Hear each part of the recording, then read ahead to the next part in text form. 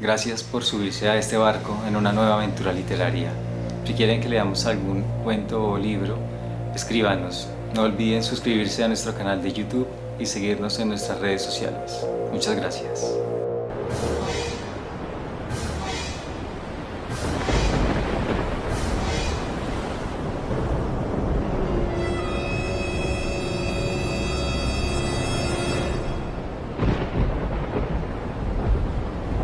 Bienvenidos a Lectura desde lo profundo del mar. Oberlus el ermitaño y la isla de Hood. Hacia el suroeste de la isla de Crossman se encuentra la isla de Hood, o la isla nublada de McCain. En su costa sur se halla una caleta con una enorme playa de lava negra pulverizada, la cual ha sido bautizada la Playa Negra o desembarcadero de Oberlus. Por su terrible aspecto, bien hubieran podido bautizarla Playa de Garonte.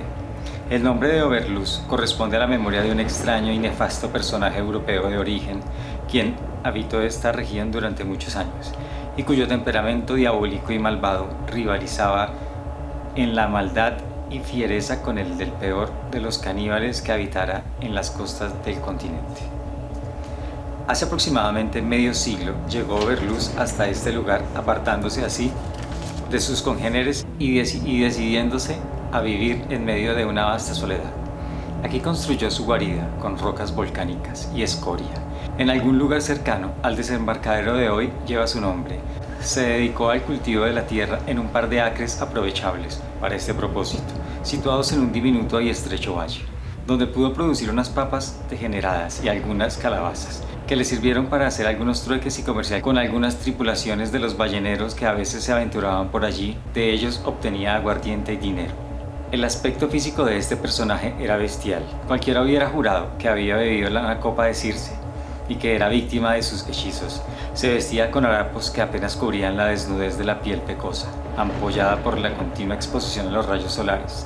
La nariz chata y el semblante en general retorcido.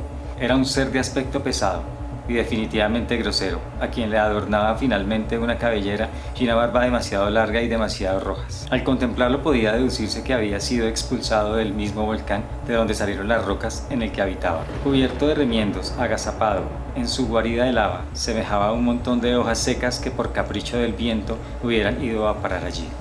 Aquellos que le vieron con su sombrero de tela encerada, buscando las papas entre los surcos rodeados por un ambiente nublado y sofocante, aún recordaban su figura como la de una aparición. El asadón parecía ser una prolongación de su figura horrible y encorvada. Esta noble herramienta cobraba frente a él la misma proporción que el arma de guerra de un salvaje. El encontrarse con un extraño que recién se embarcaba en su isla tenía por costumbre volverle a la espalda. Nadie supo nunca si él creía que se trataba de su mejor lado, o simplemente porque era así la manera de estar cerca de él, viéndolo lo menos posible. Cuando el encuentro tenía lugar en su huerta, y casi siempre allí, pues quienes llegaban en busca de sus frutos se apresuraban al buscar un lugar de trabajo de este singular hortelano, entonces continuaba cavando entre sus papas, ignorando por completo la presencia de su interlocutor.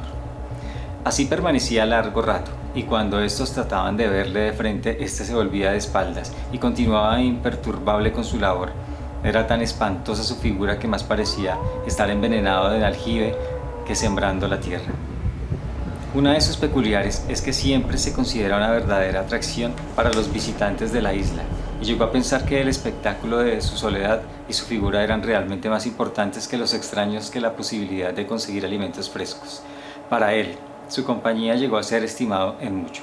Es increíble cómo un ser de características albergara una vanidad tan enorme y una fatuidad tan notable, pues estaba realmente convencido de sus ideas, tanto que no fueron pocas las veces en que, fundándose en ellas, se dio ínfulas con algunos capitanes que a la postre prefirieron tomarlo en broma. Estas ideas de Oberlus parecían coincidir con la misma situación que a veces notamos en algunos presidiarios, los cuales se vanaglorian de sus circunstancias, las cuales les ha valido su propia y triste celebridad.